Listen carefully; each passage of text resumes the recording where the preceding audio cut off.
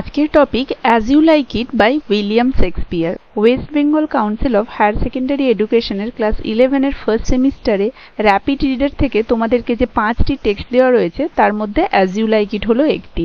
এর আগে যথারীতি আমি ম্যাকবেথ এবং ওথেলোর ওপরে ক্লাস করিয়েছি। যারা যারা দেখোনি অবশ্যই গিয়ে ভিডিওগুলো দেখে নেবে। ভিডিওর লিঙ্ক আমার ডেসক্রিপশন বক্সে দেওয়া থাকছে। তো আজকের বিষয় দেখো উইলিয়াম শেক্সপিয়ারের লেখা as you like it. As you like it by William Shakespeare. 1564, এটা 64 হবে, 69 নয়, 1564 টু 1660। পার্টিকুলার ডেটটা আমি এখানে দেইনি কারণ ডেটটা সম্পর্কে একটা ইন্টারেস্টিং জল্পনা রয়েছে যে উইলিয়াম শেক্সপিয়ারের জন্ম যেই দিনে হয়েছিল মৃত্যু সেই দিনেই হয়েছিল, এমনটা ভাবা হয়। তাহলে ডেটটা কি, এটা তোমাদের উদ্দেশ্যে প্রশ্ন থাকলো। এর আগের ক্লাসে আমি আলোচনা করেছিলাম, আশা করি যারা যারা দেখেছো তারা সবাই পারবে এটা। তো দেখো, line by line text reading এর আগে আমরা টপিকটা সম্পর্কে কিছু জেনে নেব। এর আগে ম্যাকবেথের ক্লাসে আমি উইলিয়াম শেক্সপিয়ার সম্পর্কে ডিটেইলসে সবকিছু বলেছিলাম। উইলিয়াম শেক্সপিয়ার সম্পর্কে জানার থাকলে সেই ক্লাসটা অবশ্যই করে নেবে। তো দেখো, অ্যাজ ইউ লাইক ইটের রিটেন ইয়ার হচ্ছে অ্যারাউন্ড 1599। ফার্স্ট প্রথম পারফর্ম হয়েছিল সিরকা 1600। এটা মঞ্চস্থ করা হয় possibly at the new globe theatre. Possibly, সম্ভবত, কারণ এইটা সম্পর্কে অ্যাজ ইউ লাইক ইটের ফার্স্ট পারফরমেন্স সম্পর্কে নিশ্চিতভাবে কোনো কিছু জানা যায়নি, তাই অনুমান করা হয় যে 1600 শতাব্দীর আশেপাশে গ্লোব থিয়েটারে এটা ফার্স্ট পারফর্ম করা হয়েছিল। ফার্স্ট পাবলিশড, প্রথম প্রকাশিত হয়েছিল 1623 খ্রিস্টাব্দে in the first folio. First ফোলিওতে 1623 খ্রিস্টাব্দে প্রথম প্রকাশিত হয়েছিল as you like it. Source, উৎস, মানে কোথা থেকে নেওয়া হয়েছিল, সোর্স হচ্ছে William Shakespeare's as you like it is primarily Thomas Lodge's prose romance title Rosalind Euphues golden legacy. শেক্সপিয়ারের পূর্ববর্তী যে থমাস লজ ছিলেন তার যে প্রোজ রোমান্স যার নাম ছিল রোজালিন্ড ইউফিউজেস গোল্ডেন লেগাসি, এই ওয়ার্কটা থেকে তিনি অ্যাজ ইউ লাইক ইট লেখার সোর্স নিয়েছিলেন। জনরা, কোন ধারাতে লেখা হয়েছিল, আমরা জানি শেক্সপিয়ারের সমস্ত প্লেগুলোকে 4টি ধারাতে ভাগ করা হয়েছিল, ট্র্যাজেডি, কমেডি, হিস্ট্রি আর প্রবলেম প্লেস, তাই তো? এই 4টি ধারার মধ্যে কোনটাতে পড়ছে অ্যাজ ইউ লাইক ইট? দেখো, as you like it is a pastoral comedy. As you like it হচ্ছে পাস্টোরাল কমেডি। এবারে কমেডি মানে তো তোমরা জানো, কমেডি মানে যেখানে মজার কিছু থাকে, যার শেষটা মজার হয়। পাস্টোরাল কি সেটা দেখে নাও। এখানে কমেডি কেন সেটা বোঝানো হয়েছে, কারণ বিকজ ইট এন্ডস হ্যাপিলি, কারণ এটা শেষ হয়েছিল খুব হাসি খুশি ভাবে। ইউজুয়ালি ইন ম্যারেজেস, বিয়ের মধ্যে দিয়ে।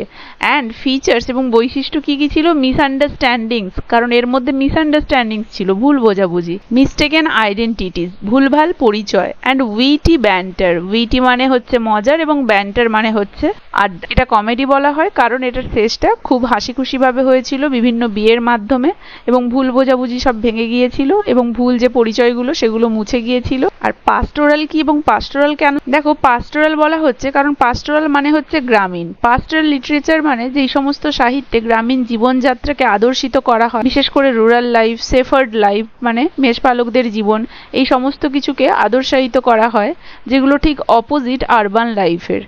মানে শহুরে দুর্নীতিবাদ জীবনযাত্রার থেকে একদম বিপরীত যে গ্রামীণ মেষপালকদের জীবনযাত্রা যেখানে আদর্শায়িত করা হয়, সেই ধরনের সাহিত্যকে পাস্টোরাল লিটারেচার বলে। তাহলে দেখো, মাচ অফ দ্য প্লে, এই প্লে বা এই নাটকের বেশিরভাগটাই is set in forest of Arden, আর্ডেনের জঙ্গলে সেট করা হয়েছিল।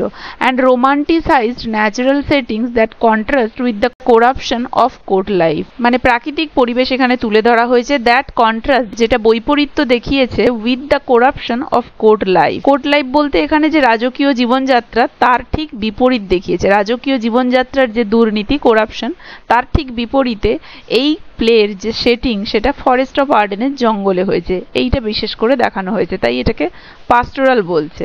কারণ this kind of setting is typical in pastoral literature, কারণ এই ধরনের সেটিং বেশিরভাগ ক্ষেত্রে পাস্টোরাল লিটারেচারে দেখানো হয়, যেটা আমি একটু আগেই বলেছিলাম।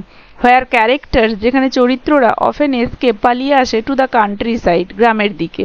And find clarity, love and transformation, এবং কেন পালিয়ে আসে? সেখানে তারা স্বচ্ছতা, ভালোবাসা এবং রূপান্তর খোঁজে। তাহলে এই ধরনের লিটারেচারকে পাস্টোরাল লিটারেচার বলে। এবং যেহেতু ফরেস্ট অফ আর্ডেনে বেশিরভাগ সেটিংটা হয়েছে এই নাটকের এবং সেখানে গ্রামীণ জীবনযাত্রা তুলে ধরা হয়েছে, তাই এটাকে পাস্টোরাল কমেডি বলছে। বোঝা গেল? তারপরে দেখো, as you like it contains large number of songs, more than in any of Shakespeare's other place.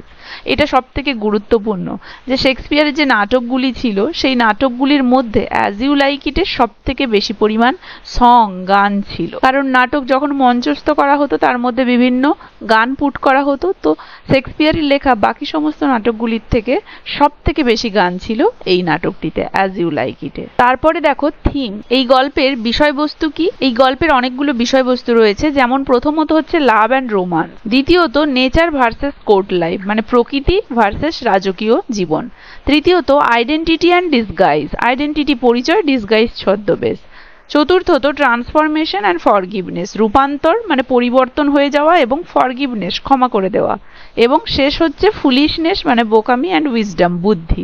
তাহলে এই সমস্ত কিছুই এই গল্পে আমরা দেখতে পাবো। এরপরে চলে আসবো এই গল্পে কি কি চরিত্র রয়েছে। দেখো ক্যারেক্টার্স, দেখো মেন যে নাটকে অনেক চরিত্র ছিল, কিন্তু তোমাদের এই নাটকটি এখানে গল্প আকারে দেওয়া রয়েছে, এখানে সমস্ত চরিত্র এবং ডিটেলসে নাটকটি দেওয়া নেই, তাই আমরা এইখানে যে যে চরিত্রগুলোর উল্লেখ রয়েছে শুধু সেগুলোই পড়বো।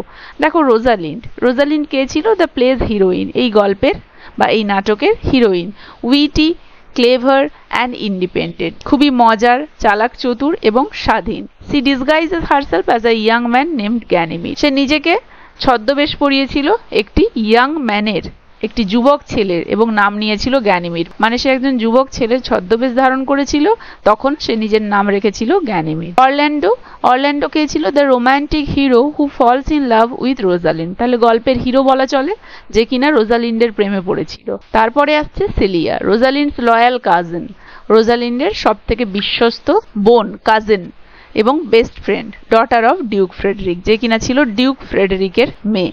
ডিউক ফ্রেডরিক ছিল রোজালিন্ডের কাকা। Next Duke Senior, Duke Senior কে ছিল? রোজালিন্ডস ফাদার, তাহলে রোজালিন্ডের বাবা ছিল ডিউক সিনিয়র এবং ডিউক ফ্রেডরিক ছিল তার কাকা মানে ডিউক সিনিয়রের ভাই। The rightful Duke who has been banish and lives in the forest of Arden, প্রকৃতপক্ষে এই ডিউক সিনিয়রই ছিল প্রকৃত রাজা, তাকে তার ভাই ডিউক ফ্রেডরিক কি করে? নির্বাসন দিয়ে দেয় আর্ডেনের ফরেস্টে বা আর্ডেনের জঙ্গলে, এবং নিজে রাজা হয়ে যায়। তাহলে বোঝা গেল, তাহলে সেই নির্বাসিত রাজার মেয়ে ছিল রোজালিন্ড যে গল্পের নায়িকা, তার বোন ছিল মানে ডিউক ফ্রেডরিকের কন্যা সিলিয়া ছিল তার বিশ্বস্ত বন্ধু এবং বোন বা cousin. Next Duke Frederick, Celia's father, তো সিলিয়ার বাবা ছিল এই ডিউক ফ্রেডরিক, মানে দুই ভাই, তাদের দুই কন্যা সন্তান। and the usurping duke who banishes Duke Senior and later Rosalind, এবং ডিউক ফ্রেডরিক শুধু সিলিয়ার বাবা ছিল না, ইউজারপিং ডিউক মানে সেই দখলদার ডিউক, মানে সে দাদাকে তাড়িয়ে দিয়ে নিজে সিংহাসন দখল করে নিয়েছিল, তাই বলেছে ইউজারপিং। হু ব্যানিসেস ডিউক সিনিয়র, যে কিনা নির্বাসন দিয়েছিল ডিউক সিনিয়র, মানে তার দাদা যে প্রধান ছিল ডিউক সিনিয়র তাকে নির্বাসন দিয়েছিল। অ্যান্ড লেটার রোজালিন, এবং পরে তার দাদার যে মেয়ে, দাদার যে কন্যা রোজালিন, তাকেও কিন্তু ফরেস্ট অফ আর্ডেনে যেতে বাধ্য করেছিল তার বাবার কাছে। অলিভার পরবর্তী চরিত্র, অরল্যান্ডোজ ওল্ডার ব্রাদার, অরল্যান্ডো গল্পের যে হিরো পেলাম তার ওল্ডার ব্রাদার মানে তার বড় ভাই। হু মিসট্রিট হিম বাট ল্যাটার রিফর্ম, যে তার সাথে খুব খারাপ ব্যবহার করত কিন্তু পরবর্তীকালে শুধরে গিয়েছিল। তো এগুলোই হলো এই গল্পের মূল চরিত্র। এরপরে দেখো স্টোরি ইন ব্রিফ, এই অ্যাজ ইউ লাইক ইট প্লের যে গল্পটা আমরা সংক্ষেপে জেনে নেব। তো অ্যাজ ইউ লাইক ইটের গল্পটা আমরা এখানে সংক্ষেপে দেখে নেব। কি বলেছে? Rosalind the daughter of a banish Duke who is herself exiled by her uncle Duke Frederick, তাহলে রোজালিন্ড হচ্ছে এই গল্পের নায়িকা, যে তার কাকা ডিউক ফ্রেডরিকের দ্বারা নির্বাসিত হয়েছিল।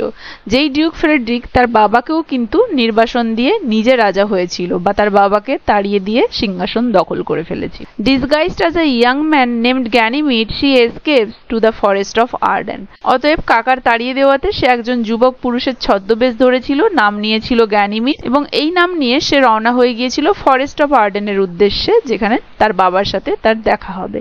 উইথ হার কাজিন সিলিয়া, তার সঙ্গে ছিল তার বোন সিলিয়া, অ্যান্ড দ্য ক্লাউন টাস্টন, এবং আর এক জোকার টাস্টন। এখানে টাস্টনের চরিত্রটা আমরা তোমাদের এই টেক্সটে পাবো না, মূল যে প্লে শেক্সপিয়ারের যে মূল নাটক সেখানে বিস্তারিতভাবেই টাস্টনের ক্যারেক্টারটা রয়েছে। তোমাদের যে প্রক্ষিপ্ত অংশ স্টোরি আকারে দেওয়া রয়েছে এখানে কিন্তু এই টাস্টন ক্যারেক্টারটা নেই। তারপরে দেখো, in the forest Rosalind encounters her love interest Orlando. রোজালিন্ডের দেখা হয় তার ভালোবাসার মানুষ অরল্যান্ডোর সাথে।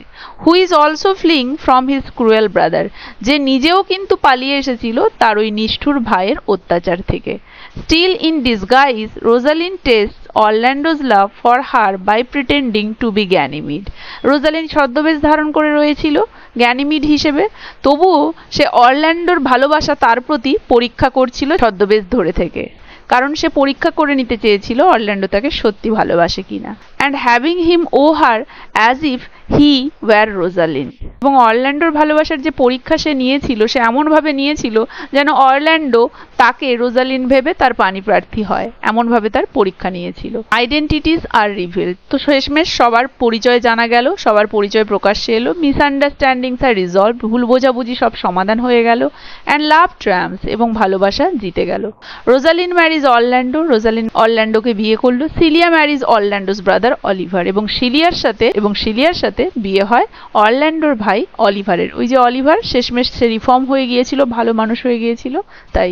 The play ends with joy, reunions and the return of the Duke Senior to power. তো এই নাটকটা শেষ হয়েছিল সবার পুনর্মিলনে এবং the return of the Duke Senior to power, এবং ডিউক সিনিয়র আবার ক্ষমতায় ফিরে এসেছিল তার মাধ্যমে। Celebrating love and harmony in the forest, এবং ওই জঙ্গলে ভালোবাসা এবং ঐক্যের সেলিব্রেট হয়েছিল। তাহলে এই গল্পটা শেষ হয়েছিল আনন্দ, পুনর্মিলন এবং নির্বাসিত রাজার পুনরায় ক্ষমতা দখলের মাধ্যমে। তো line by line details text reading এর আগে আমরা অ্যাজ ইউ লাইক ইট সম্পর্কে বেশ গুরুত্বপূর্ণ কিছু ইনফরমেশন জেনে নিলাম। আজকের ক্লাসে তাহলে এখানেই। এর পরের ক্লাসে আমরা line by line text reading এ চলে যাব। ভিডিওটা কার কেমন লাগলো জানাবে, ভালো লাগলে একটা লাইক আর শেয়ার করে দেবে, আর যারা যারা চ্যানেলটা সাবস্ক্রাইব করনি এখনো, কাইন্ডলি আমার চ্যানেলটা সাবস্ক্রাইব করে দেবে। এর পরবর্তী অংশটা থাকছে পরের ভিডিওতে।